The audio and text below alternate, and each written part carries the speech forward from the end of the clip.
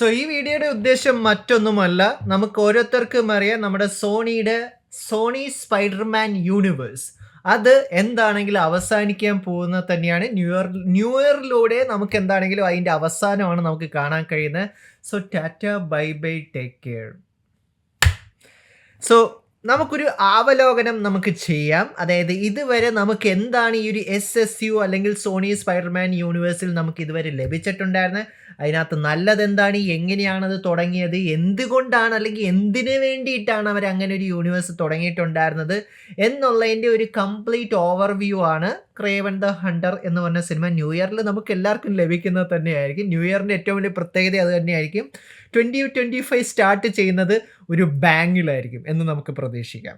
So അതിനു മുമ്പ് നമുക്ക് ഇതുവരെ നമ്മൾ ഈ സോണി സ്പൈഡർമാൻ യൂണിവേഴ്സിൽ കണ്ടിട്ടുള്ള കിഡിലോസ്കി സിനിമകളെ കുറിച്ചിട്ടുള്ളൊരു റൗണ്ടപ്പ് ആണ് നമ്മൾ ഇന്നിവിടെ നോക്കാൻ പോകുന്നത്. അപ്പം നമുക്ക് തുടങ്ങിക്കളയാം. സോ ആദ്യം തന്നെ സോണി സ്പൈഡർമാൻ യൂണിവേഴ്സ് ഇത് ആർക്ക് വേണ്ടി, എന്തിനു വേണ്ടി, എന്താവശ്യത്തിന് വേണ്ടിയാണ് സോണി സ്റ്റാർട്ട് ചെയ്തിട്ടുണ്ടായിരുന്നത്? ഒരേ ഒരു കാര്യം ഇത് മാത്രമേ ഉള്ളൂ. അമേസിംഗ് സ്പൈഡർമാൻ 2 എന്ന് പറഞ്ഞ സിനിമ ഫ്ലോപ്പ് ആയതിനു ശേഷം അവർ ഇങ്ങനെ വിചാരിച്ചിരിക്കുമായിരുന്നു, ഇനി നമ്മൾ എന്ത് ചെയ്യും, നമ്മൾ അതിനകത്ത് സിനിസ്റ്റർ 6 വരെ നമ്മൾ ഇൻട്രൊഡ്യൂസ് ചെയ്തിട്ടുണ്ടായിരുന്നു. അങ്ങനെ നിന്ന സമയത്താണ് മാർവൽ സിനിമാറ്റിക് യൂണിവേഴ്സ് അവർക്കൊരു ഓഫർ കൊടുക്കുന്നത്. അതായത് ക്യാപ്റ്റൻ അമേരിക്ക സിവിൽ വാർ സിനിമയ്ക്കകത്ത് അവർക്ക് സ്പൈഡർമാനെ ആവശ്യമുണ്ട്. സോ അങ്ങനെയാണ്, എന്താണെങ്കിലും സോണി സ്പൈഡർമാൻ ലൈസൻസ് വിട്ടുകൊടുക്കാൻ പോകുന്നില്ല. പക്ഷേ അവർക്ക് ആ ഒരു ലൈസൻസിൽ കാശ് ഉണ്ടാക്കാനും താല്പര്യമുണ്ട്. അങ്ങനെയാണ് സ്പൈഡർമാനെ സത്യം പറഞ്ഞ MCUവിൽ നമുക്ക് കാണാൻ സാധിച്ചിട്ടുണ്ടായിരുന്നത് സിവിൽ വാർ സിനിമ മുതൽ തന്നെ. പക്ഷേ അത് സത്യം പറഞ്ഞാൽ സോണി മാർവലിന് കൊടുക്കുകയാണ് ചെയ്തിട്ടുണ്ടായിരുന്നത് ഫോർ എന്താ പറയുക ഒരു കോൺട്രാക്ട് എന്നുള്ള രീതിയിൽ തന്നെ. അപ്പോഴും ഈ പറഞ്ഞ സ്പൈഡർമാൻ മാത്രമല്ല, സ്പൈഡർമാൻ്റെ എല്ലാ ക്യാരക്ടേഴ്സിൻ്റെയും ലൈസൻസ് സത്യം പറഞ്ഞാൽ സോണിയുടെ കയ്യിലാണുള്ളത്. അപ്പോൾ അവർ വിചാരിച്ച എന്താണെങ്കിൽ സ്പൈഡർമാനെ ഞങ്ങൾ MCUവിലേക്ക് പറഞ്ഞു വിട്ടു. സോ ഈ പ്രോപ്പർട്ടി വെച്ച് നമുക്ക് വേറെ എന്തൊക്കെ ചെയ്യാം, നമുക്ക് കുറച്ചും കൂടി കാശ് ഉണ്ടാക്കണം. കാരണം നമ്മൾ ഓൾറെഡി സിനിസ്റ്റർ 6 ആ ഒരു പ്ലോട്ടെല്ലാം നമ്മൾ കാണിച്ചിട്ടുള്ളത് തന്നെയാണ്. കാരണം അവർ നോക്കുമ്പോഴത്തേക്കും സ്പൈഡർമാനെ വെച്ച് മാർവൽ സിനിമകൾ എല്ലാം നല്ല രീതിയിൽ തന്നെ കാശ് മഴ പെയ്യുന്നതാണ് അവർക്ക് കാണാൻ കഴിഞ്ഞിട്ടുണ്ടായിരുന്നത്. അങ്ങനെയുള്ള ഒരു തോട്ടിൽ കൂടിയാണ് ഈ ഒരു യൂണിവേഴ്സിൻ്റെ ജനനം നമുക്ക് കാണാൻ കഴിഞ്ഞിട്ടുണ്ടായിരുന്നത്. ആൻഡ് ആ ഒരു ജനനത്തിൽ കൂടി നമുക്ക് ആദ്യം ലഭിച്ചിട്ടുള്ളൊരു സിനിമ തന്നെയായിരുന്നു ടോം ഹാർഡിയുടെ വെനം എന്ന് പറഞ്ഞ സിനിമ. ആൻഡ് സിനിമ ഓവറോള് നമ്മുടെ ചാനൽ സ്റ്റാർട്ട് ചെയ്ത സമയത്ത് നമ്മൾ ആദ്യം റിവ്യൂ ചെയ്തൊരു സിനിമയും കൂടി തന്നെയാണത്. സോ എനിക്ക് ഭയങ്കര നൊസ്റ്റാൾജിയ ഉള്ളൊരു റിവ്യൂവും കൂടിയാണ്. നിങ്ങൾക്ക് പോയി കണ്ടു നോക്കാതെ തന്നെയാണ് നമ്മുടെ വെനത്തിൻ്റെ ആദ്യത്തെ പാർട്ടിൻ്റെ റിവ്യൂ. സോ ബേസിക്കലി ആ സിനിമ വലിയ കുഴപ്പമില്ലായിരുന്നു, ഒരു മീഡിയോക്കർ ആയിട്ടുണ്ടായിരുന്ന ഒരു സിനിമ തന്നെയായിരുന്നു. അതായത് വെനത്തിൻ്റെ ഒരു ഒറിജിൻ സ്റ്റോറിയാണ് നമുക്ക് കാണാൻ കഴിഞ്ഞിട്ടുള്ളത്. നമ്മൾ ഇങ്ങനത്തെ ഒരു സ്പൈഡർമാൻ്റെ ഒരു എന്താ പറയുക വില്ലൻ ക്യാരക്ടേഴ്സിന് നമ്മൾ ഒരു സ്പെസിഫിക് ആയിട്ടുള്ളൊരു സിനിമ നമ്മൾ ഇതുവരെ കണ്ടിട്ടില്ല. പിന്നെ വെനം ഓൾമോസ്റ്റ് എല്ലാവർക്കും ഇഷ്ടപ്പെടുന്ന ഒരു ക്യാരക്ടർ തന്നെയാണ്. അങ്ങനെ നോക്കിയപ്പോഴത്തേക്കും വെനം സിനിമ അവർ പ്രതീക്ഷിച്ചതിനേക്കാളും ബോക്സ് ഓഫീസിൽ ഹിറ്റായി. നമുക്കറിയാം Sony it's all about money money money money. So അങ്ങനെ ഹിറ്റായ സമയത്ത് അവർ നോക്കുമ്പോഴത്തേക്കും ഇവിടെ എനിക്ക് മാർവൽ എന്ത് തേങ്ങ വേണമെങ്കിലും ചെയ്തിട്ട് ഞങ്ങൾക്ക് സ്പൈഡർമാൻ്റെ ക്യാരക്ടേഴ്സിനെ വെച്ച് സെപ്പറേറ്റ് ഒരു യൂണിവേഴ്സ് തന്നെ ഉണ്ടാക്കാം. സോ ആ ഒരു തോട്ടിൽ കൂടിയാണ് നമുക്ക് അതിനുശേഷം കിട്ടിയിട്ടുള്ള എല്ലാ അപരാധമായിട്ടുള്ള പടങ്ങളും നമുക്ക് ലഭിച്ചിട്ടുണ്ടായിരുന്നത് തന്നെ. ആൻഡ് അതിന് ശേഷം നമുക്ക് ലഭിച്ചിട്ടുള്ളത് തന്നെയായിരുന്നു Venom 2 let there be carnage എന്ന് പറഞ്ഞ സിനിമ തന്നെ. ആ സിനിമ ഡയറക്റ്റ് ചെയ്തിട്ടുണ്ടായിരുന്ന, അതായത് നമ്മൾ പ്ലാനറ്റ് ഓഫ് ദി ഏപ്സ്, അതുകൂടാതെ തന്നെ ലോർഡ് ഓഫ് ദ റിങ്സിനകത്തൊക്കെ ആ ഒരു മോഷൻ ക്യാപ്ചറിൻ്റെ മാസ്റ്റർ മൈൻഡ് ആയിട്ടുള്ള ആൻറ്റി സർക്കിസ് തന്നെയായിരുന്നു. പക്ഷേ ആൻറ്റി സർക്കിസിനും ആ ഒരു സിനിമ എങ്ങും കൊണ്ടുവന്ന് എത്തിക്കാൻ കഴിഞ്ഞിട്ടില്ലായിരുന്നു. കാരണം എന്താ എന്ന് ചോദിച്ചു കഴിഞ്ഞാൽ, സിനിമ ഒന്നാമത്തെ കാര്യം അവർ കാർണേജിൻ്റെ എന്ന് പറഞ്ഞ ക്യാരക്ടറിനെ കാണിച്ചതിൻ്റെ ആ ഒരു പ്ലോട്ട് ലൈൻ, ആ സ്ക്രിപ്റ്റ് തന്നെ വൻ പരാജയം തന്നെയായിരുന്നു. ആൻഡ് കൂടുതലും ഞാൻ പറഞ്ഞില്ലേ, ആ സിനിമ കൂടുതലും ആൾക്കാർ കാണാൻ പോയിട്ടുണ്ടായിരുന്നു അതിൻ്റെ പോസ്റ്റ് ക്രെഡിറ്റ് സീൻ കാണാൻ വേണ്ടിയാണ്. പക്ഷേ ആ ഒരു പോസ്റ്റ് ക്രെഡിറ്റ് സീൻ നമുക്കറിയാം വെനം 3യും അതുകൂടാതെ തന്നെ സ്പൈഡർമാൻ നോ വേ ഹോമിനകത്ത് അതെല്ലാം കഴിഞ്ഞിട്ട് അവർ തന്നെ അത് നശിപ്പിച്ച് കളഞ്ഞിട്ടുണ്ടായിരുന്ന ഒരു പോസ്റ്റ് ക്രെഡിറ്റ് സീൻ തന്നെയായിരുന്നു. പക്ഷേ ആ സിനിമയുടെ ഏറ്റവും വലിയ USP, യുണീക്ക് സെല്ലിംഗ് പോയിന്റ് സത്യം പറഞ്ഞാൽ പോസ്റ്റ് ക്രെഡിറ്റ് സീൻ മാത്രമായിരുന്നു, അല്ലാതെ വേറെ പ്രത്യേകിച്ചൊന്നുമില്ലായിരുന്നു. കാരണം കാർണേജ് എന്ന് പറഞ്ഞ ക്യാരക്ടറിന് സത്യം പറഞ്ഞാൽ അതൊരു അഡൾട്ട് റേറ്റഡ് ആയിട്ടുള്ള ഒരു ക്യാരക്ടർ തന്നെയാണ്. അവിടെ PG-13 കൊണ്ടുപോയിട്ട്, കാരണം എന്നാൽ മാത്രമേ അവർക്ക് ടിക്കറ്റ് സെയിൽ കൂട്ടാൻ കഴിയുള്ളൂ. ആൻഡ് ആ ഒരു കാര്യം വെച്ച് മാത്രമാണ് ആ സിനിമ PG-13 ആക്കിയിട്ടുണ്ടായിരുന്നത്. പക്ഷെ അത് വൻ പരാജയം മാത്രമാണ് നമുക്ക് എന്താണെങ്കിലും ലഭിച്ചിട്ടും ഉണ്ടായിരുന്നത്. സോ അതിനുശേഷം നമുക്ക് സ്പൈഡർമാൻ നോ വേ ഹോം എന്ന് പറഞ്ഞിട്ടുണ്ടായിരുന്ന ആ ഒരു ബ്രഹ്മാണ്ഡമായിട്ടുള്ള ബ്ലോക്ക് ബസ്റ്റർ സിനിമ നമുക്ക് ലഭിച്ചിട്ടുണ്ടായിരുന്നു. സോ സോണിക്ക് മനസ്സിലായി, കാരണം സ്പൈഡർമാനെ വച്ച് കഴിഞ്ഞാൽ അവർക്ക് എന്ത് സാധനവും വിൽക്കാൻ സാധിക്കും, അതിനകത്ത് ആ കൂടി സ്പൈഡർമാനെ ഇൻക്ലൂഡ് ചെയ്താൽ മതി. ആ ഒരു സെയിം മാർക്കറ്റിംഗ് സ്ട്രാറ്റജിയാണ് മോർബിംഗ് ടൈമിൽ നമുക്ക് കാണാൻ കഴിഞ്ഞിട്ടുണ്ടായിരുന്നത്. സിനിമ റിലീസ് ചെയ്യുന്നതിന് മുമ്പ് നമുക്ക് പല റെഫറൻസ്, ടോബിയുടെ, ആൻഡ്രൂവിൻ്റെ, ടോമിൻ്റെ, അങ്ങനെ തന്നെ പല രീതിയിലുള്ള റെഫറൻസ് നമുക്ക് കാണാൻ കഴിഞ്ഞിട്ടുണ്ട്. അതായത് എന്ന് പറഞ്ഞാൽ ഒരു മിസ്ലീഡിങ് ആയിട്ടുള്ളൊരു മാർക്കറ്റിംഗ് ആണ് അവർ ചെയ്തിട്ടുണ്ടായിരുന്നത്. കുറേയധികം ഫേക്ക് പ്രോമിസസ് നമുക്ക് തന്നിട്ടുണ്ടായിരുന്നു. എന്നിട്ട് പടം വന്നു കഴിഞ്ഞപ്പോൾ നമുക്ക് എന്ത് തേങ്ങാക്കൊലയാണ് കിട്ടിയിട്ടുണ്ടായിരുന്നത്. അതായത് നമ്മൾ കണ്ടതുപോലത്തെ ഉള്ള ഒരു സാധനമേ അല്ലായിരുന്നു നമുക്ക് സത്യം പറഞ്ഞാൽ ഈ ഒരു പടത്തിനകത്ത് നമുക്ക് ലഭിച്ചിട്ടുണ്ടായിരുന്നത്. മൊത്തത്തിൽ ഒരു ദുരന്തമായിട്ടുള്ളൊരു പടം തന്നെ. ആൻഡ് വാമ്പയറിൻ്റെ പടത്തിനകത്ത് അവർ സത്യം പറഞ്ഞാൽ ബ്ലഡ് പോലും കാണിച്ചില്ലെന്ന് പറഞ്ഞാൽ ഒന്ന് ആലോചിച്ച് നോക്ക്. അപ്പോൾ തന്നെ നമുക്ക് ഊഹിക്കാം ഏത് ലെവലിലാണ് പോകുന്നത്. അതിനുശേഷം ആൾക്കാർ ട്രോൾ ചെയ്ത് കൊന്നിട്ട് പോലും സോണി ഈ ഒരു പടം റിലീസ് ചെയ്തു. അതിന് നമ്മളൊരു കയ്യടി എന്താണെങ്കിലും കൊടുക്കേണ്ടത് തന്നെയാണ്. കാരണം ആ ഒരു ധൈര്യത്തിന്. കാരണം സോണി വിചാരിച്ചു ആൾക്കാർ ഭയങ്കര ട്രെൻഡി ആക്കി എടുത്തു, മോർബിംഗ് ടൈം എന്നൊക്കെ പറഞ്ഞിട്ട്. എന്നിട്ടും അവർ റിലീസ് ചെയ്ത് ആ പരാജയം വീണ്ടും ഉണ്ടാക്കി. പിന്നെ ജെറാഡ് ലെറ്റോയെ കുറിച്ച് ഞാൻ കൂടുതൽ ഞാൻ പറയുന്നില്ല. ഞാൻ ആദ്യം വിചാരിച്ചിട്ടുണ്ടായിരുന്ന പുള്ളിക്കാരൻ്റെ ജോക്കറിൻ്റെ പെർഫോമൻസ് ആയിരുന്നു വൻ തോൽവി എന്നാണ്. അതിനെ കടത്തി വെട്ടിക്കൊണ്ട് തന്നെയാണ് ജെറാഡ് ലെറ്റോ നമുക്ക് മോർബിയസിനെ കാണിച്ചു തന്നിട്ടുണ്ടായിരുന്നു. ഇതൊന്നും പോരാത്തതിന് ആവശ്യമില്ലാത്ത കുറേയധികം പോസ്റ്റ് ക്രെഡിറ്റ് സീനും. ആൻഡ് ആ ഒരു പോസ്റ്റ് ക്രെഡിറ്റ് സീൻ എന്തെങ്കിലും കാര്യത്തിൽ മീൻ ചെയ്യുന്നുണ്ടോ എന്ന് ചോദിച്ചാൽ അതുമില്ല. പിന്നീട് നമുക്ക് ലഭിച്ചിട്ടുണ്ടായിരുന്ന ഈ ഒരു SSUവിൻ്റെ തന്നെ ആണിക്കലായിട്ടുള്ള സിനിമയായിട്ടുള്ള Madame Web, her web connects it all.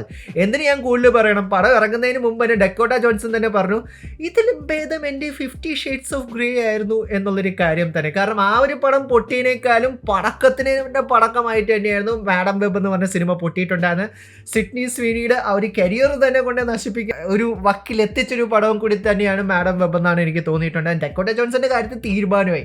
അതിനെക്കുറിച്ച് കൂടുതൽ കാര്യങ്ങൾ പറയേണ്ട കാര്യമൊന്നുണ്ടെന്ന് എനിക്ക് തോന്നുന്നില്ല. എന്തിനു ഞാൻ കൂടുതൽ പറയണോ? അതായത് അവർക്ക് ഷൂട്ട് ചെയ്യാൻ കഴിയാഞ്ഞിട്ട് സ്പൈഡർമാൻ 2 ഒറിജിനൽ ടോബി മെക്വീൻ്റെ സ്പൈഡർമാൻ 2 പല സീൻസ് വരെ അവർ ഈ ഒരു സിനിമയ്ക്കകത്ത് റീയൂസ് ചെയ്തു. അതായത് 2006 2004 ഇറങ്ങിയ സിനിമയുടെ സീൻസ് അവരിനകത്ത് റീയൂസ് ചെയ്തു എന്ന് ചോദിച്ചു കഴിഞ്ഞാൽ നമ്മളൊന്ന് ആലോചിച്ച് നോക്ക്.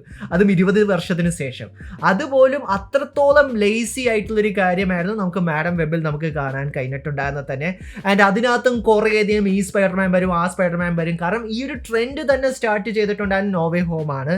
ആൻഡ് അതിനുശേഷം എല്ലാ പടം ഇറങ്ങുമ്പോഴും കമിയോസിൻ്റെ ഇതാണ് നമ്മൾ ഓരോ ഫാൻസും അല്ലെങ്കിൽ ഇപ്പോൾ ഡെഡ്പൂൾ ആൻഡ് വുൾവറിൻ ഇറങ്ങിയ സമയത്തും അത് പക്ഷേ കമിയോസിൻ്റെ ഫാൻ ട്രീറ്റ് തന്നെയാണ് നമുക്ക് ലഭിച്ചിട്ടുണ്ടായിരുന്നത്. പക്ഷേ ഈ ഒരു ഹൈപ്പ് ബിൽഡ് ചെയ്യുന്നത് സ്റ്റാർട്ട് ചെയ്തത് തന്നെ നോ വേ ഹോം തന്നെയാണ്. സോ അതിനുശേഷം നമുക്ക് ഈ അടുത്തിടയ്ക്ക് നമുക്ക് വെനത്തിൻ്റെ ഫൈനൽ സിനിമയായിട്ടുള്ള വെനം ലാസ്റ്റ് ഡാൻസ് നമുക്ക് ലഭിച്ചിട്ടുണ്ടായിരുന്നു. ആ ഒരു സിനിമയെ പോലും ഒരു സ്പൈഡർമാനെ കൊണ്ടുവന്നില്ല. നമുക്ക് ആ ഒരു ഒഫീഷ്യൽ കോമിക് ബുക്ക് ആയിട്ടുള്ളൊരു വെനത്തിനെ നമുക്ക് കാണാൻ കഴിഞ്ഞിട്ടില്ല. സോ സത്യം പറഞ്ഞാൽ ടോം ഹാരിയുടെ ഇപ്പോഴത്തെ വെനം എവിടെയാണുള്ളത് എന്ന് ചോദിച്ചു കഴിഞ്ഞാൽ അതും സത്യം പറഞ്ഞാൽ ആർക്കും ഒരു ഐഡിയ പോലും ഇല്ല. അത് MCUലാണോ? അല്ല, MCU അവർ ഫുൾ സ്ക്രാപ്പ് ചെയ്തു. ഇനി SSUലാണോ? അതുമല്ല. അതിൻ്റെ കാര്യത്തിൽ തീരുമാനമായി. പിന്നെ ഇതൊന്നും പോരാത്തതിന് നൾ എന്ന് പറഞ്ഞിട്ടുള്ള ആ ഒരു വലിയൊരു വില്ലനെ അവർ ഇൻട്രൊഡ്യൂസ് ചെയ്ത് വെച്ചിട്ടാണ് അവർ പോയിട്ടുള്ളത്. പക്ഷേ ഇതിനൊക്കെ നമുക്കൊരു കണ്ടിന്യൂഷൻ ലഭിക്കുമെന്ന് വെച്ചാൽ എനിക്കൊന്നും തോന്നുന്നില്ല. കാരണം ടോം ഹാരിക്ക് തന്നെ മടുത്തു എന്നാണ് നമ്മൾ കേട്ടിട്ടുണ്ടായിരുന്നത് വെനത്തിൻ്റെ ക്യാരക്ടറിനെ ചെയ്ത് തന്നെ. ആൻഡ് ഈ ഒരു SSUവിൽ തന്നെ ആ കൂടി ഒരേ ഒരു ഫ്രാഞ്ചൈസ്, അതായത് വെനത്തിന് മാത്രമാണ് 3 സിനിമ ലഭിച്ചിട്ടുള്ളത് തന്നെ. സോ ആ ഒരു കാര്യത്തിൽ ടോം ഹാരിക്ക് ആശ്വസിക്കാം. അതായത് എന്താണെങ്കിലും അത്രയെങ്കിലും ചെയ്യാൻ പറ്റിയല്ലോ. സോ ആ ഒരു വെനം ഫ്രാഞ്ചൈസി വെച്ച് ബാക്കിയുള്ള സെപ്പറേറ്റ് ആയിട്ട് വന്നിട്ടുണ്ടായിരുന്ന എല്ലാ സാധനങ്ങളും വൻ പരാജയം തന്നെയാണ്. ഇനിയാണ് നമുക്ക് ഇത്തവണ അതായത് അടുത്ത് തന്നെ റിലീസ് ചെയ്യാൻ വെച്ചിട്ടുണ്ടായിരുന്ന ക്രേവൺ ദ ഹണ്ടർ എന്ന് പറഞ്ഞ സിനിമ. ഈ സിനിമയും ഒത്തിരി രീതിയിൽ തന്നെ ഡിലേസും പോസ്റ്റ്പോണ്ടും ഒക്കെ അവർ ചെയ്തിട്ടുള്ളത് തന്നെയാണ്. ഡിസംബർ 13 2024 ഇത് ആദ്യം അവർ ഒഫീഷ്യലായിട്ട് ഗ്ലോബലി റിലീസ് ചെയ്യാൻ ഉദ്ദേശിച്ചിട്ടുണ്ടായിരുന്നത്. പക്ഷേ ഇന്ത്യയിലേക്കുള്ള റിലീസ് ഡേറ്റ് അവർ വീണ്ടും പുഷ് ചെയ്യുന്നതാണ് നമുക്ക് കാണാൻ കഴിഞ്ഞിട്ടുണ്ടായിരുന്നത്.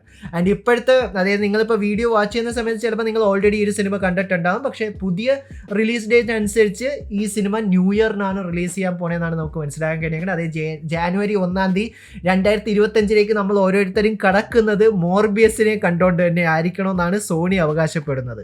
ആൻഡ് സോ ഫാർ പുറത്തിറങ്ങി വെച്ചിട്ടുള്ള ക്രിറ്റിക്സിൻ്റെ റിവ്യൂലെല്ലാം നമ്മൾ നോക്കിക്കഴിഞ്ഞാൽ മറ്റൊരു പരാജയമായിട്ട് തന്നെയാണ് നമുക്കിപ്പോൾ മനസ്സിലാക്കുന്നത്. കാരണം ഓസ്കാർ വർത്തി പടം എന്നൊക്കെയായിരുന്നു സോണി പുഷ്പിച്ചിട്ടുണ്ടായിരുന്നത്. പുഷ്പ തന്നെ പുഷ്പിക്കാൻ നോക്കിയിട്ട് അവർക്ക് പറ്റിയിട്ടില്ല. പുഷ്പയുടെ ലെവലിൽ താഴ്ന്ന് തന്നെ നിൽക്കുന്നതാണ് നമുക്ക് കാണാൻ കഴിഞ്ഞിട്ടുള്ളത്. സോ അപ്പോൾ സോണി നോക്കിക്കഴിഞ്ഞാൽ അവർക്ക് മോർബിയസ് പുഷ്പിക്കാൻ പറ്റുമോ? എനിക്കൊന്നും തോന്നുന്നില്ല. എന്നിട്ടും ഇതൊന്നും പോരാത്തതിന് ഇനി എങ്ങനെയെങ്കിലും ആൾക്കാരെ തിയേറ്ററിൽ കൊണ്ടുവരണമെന്ന് വിചാരിച്ചിട്ട് സോണി ഒരു പ്രീമിയർ ചെയ്തിട്ടുണ്ടായിരുന്നു. ആ ഒരു പ്രീമിയറിന് പോലും സത്യം പറഞ്ഞാൽ ആൾക്കാർ ചെന്നില്ലെന്നാണ് നമുക്ക് മനസ്സിലാക്കാൻ കഴിഞ്ഞിട്ടുള്ളത്.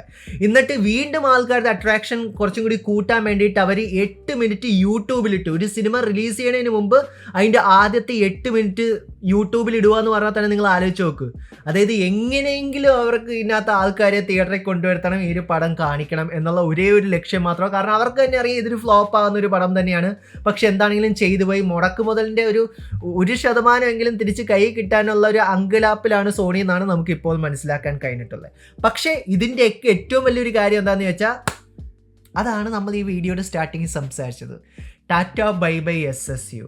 കാരണം റൈറ്റ് നൗ സോണിയുടെ ബാക്കിയുള്ള കുറച്ച് ഫിലിംസ് നമ്മൾ പറയേണ്ട, അതായത് into the Spiderverse, beyond the Spiderverse, അതിനെക്കുറിച്ച് പറയേണ്ട.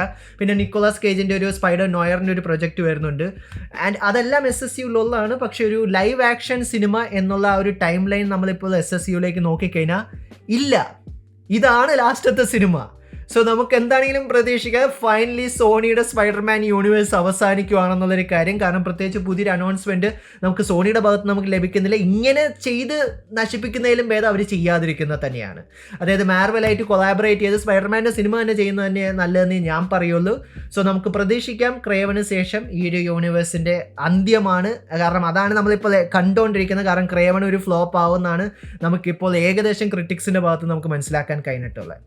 സോ നിങ്ങളുടെ അഭിപ്രായം എന്താണ്? നിങ്ങൾക്ക് SSUയിൽ നിങ്ങൾക്ക് ഏതെങ്കിലും സിനിമ നിങ്ങൾക്ക് ഇഷ്ടപ്പെട്ടോ? നിങ്ങൾക്ക് എന്ത് തോന്നുന്നു?